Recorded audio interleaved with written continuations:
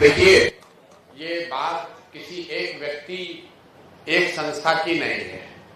बिहार में जो कानून के रक्षक हैं, जिनके कंधों पर ये जिम्मेवारी है कि कानूनी व्यवस्था बनी रहे, कैसे वो लोग सरेआम कानून का उल्लंघन कर रहे हैं और किसी परिवार का, किसी व्यक्ति का, किसी संस्था का जो प्रॉपर्टी है, जो मेडिकल कॉलेज है, उसको न सिर्फ कब्जा कर लिया, उसको 25-30 बरस से अपने कंट्रोल में रखे हैं। और ये उस दल के अध्यक्ष हैं जो चाल चरित्र चेहरा की बात करता है। ये वो दिलीप जायसवाल हैं जो बीजेपी के अध्यक्ष हैं और साथ ही राबड़ी देवी के मुंह बोले भाई भी हैं। ध्यान रखिए, ये कब्जा इसलिए नहीं किए हैं कि ये बीजेपी के अध्यक्ष हैं। ये कब्जा इसलिए कर पाए हैं कि हमाम में सब नंगे हैं। ये सारे नेता एक साथ मिलके, जिसमें राजद के लोग भी शामिल हैं और जिसमें भाजपा के लोग भी शामिल हैं, सुबह शाम राजद का नेतृत्व ये कह रहा है कि हम लोग भाजपा से लड़ाई लड़ रहे हैं और भाजपा का अध्यक्ष, राज्य का अध्यक्ष, उसने एक सिखों के कॉलेज को जबरदस्ती कब्जा किया हुआ है। उसको राजद की इतनी बड़ी नेत्री राबड़ी देवी कह रही कि मेरा मुंह बोला भाई है और उनके मुख्यमंत्री रहते हुए ये कब्जा हुआ है और उसके बाद लगातार ये कब्जा बना हुआ है।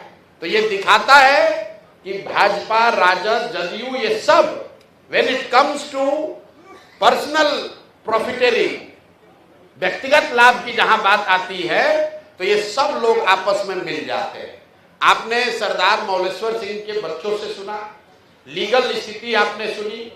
भाई, जो व्यक्ति उस कॉलेज में क्लर्क भी बाद में बने, पहले जो लोगों ने कॉलेज को शुरू किया उसके हेल्पर थे, फिर कॉलेज में क्लर्क बने, फिर उसके बाद वहीं पर एडमिनिस्ट्रेटर बने, फिर उन्होंने ट्रस्टी जो था उसी को हटा दिया, खुद ही मैनेजिंग ट्रस्टी या डायरेक्टर बन गए, अपने बेटे को ला दिया, अपने बहू को डाल दिया और जो लोग भी ओरिजिनल बनाने वाले थे सबको हटा दिया।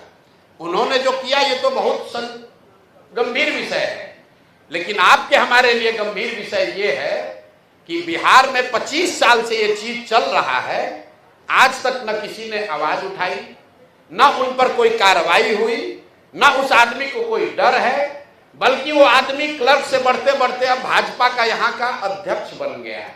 ये कैसे संभव है? ऐसा नहीं है कि बीच में मामला उठा नहीं है। एक व्यक्ति राजेश शाह की इसमें संदिग्ध हत्या भी हुई है, उस पर केस भी हुआ है।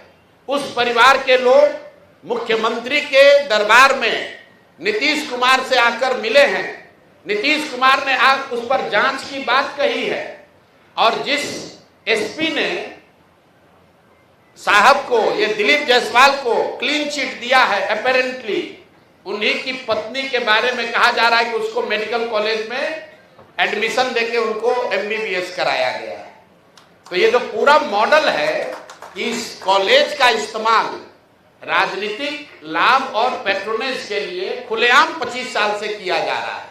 अब एक आंकड़ा सुनिए, 50 से ज्यादा पॉलिटिकल लोगों के परिवार के लोग, एक तो नहीं, 50 से ज्यादा अलग अलग पॉलिटिकल परिवार के लोग, उनके बच्चे, उनके परिवार के सदस्य बिना किसी एडमिशन टेस्ट के मैनेजमेंट कोटा से इस कॉलेज में उन्होंने एडमिशन लिया, वहां से मेडिकल की उनको डिग्री मिल गई और वो सब दिलीप जायसवाल को बचाने और मदद करने में लगे रहे।